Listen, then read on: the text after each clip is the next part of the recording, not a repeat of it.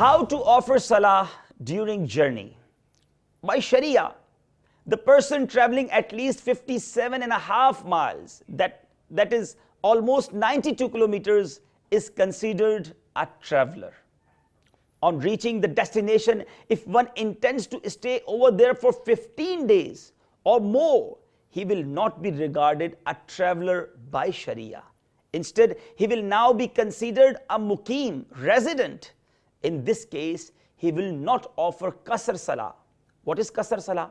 Shortened salah where 4 fard rak'at are reduced to 2. However, if his intention was to stay for less than 15 days, he is to offer qasr salah.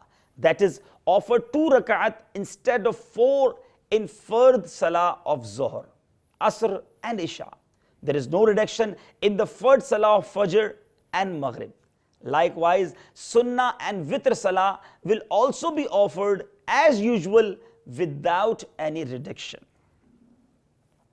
The ruling of offering salah during air travel is quite different.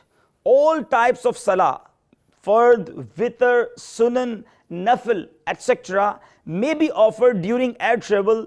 There is no need to repeat them afterwards. And during sea travel, all the salah may be offered on board, provided it is not possible to go on land for offering salah. There is no need to repeat salah either. Whilst traveling on trains or planes, people usually offer salah sitting and facing any direction they like. This is incorrect. One should find out the direction of the Qibla and then offer the salah whilst standing. It is necessary to do so.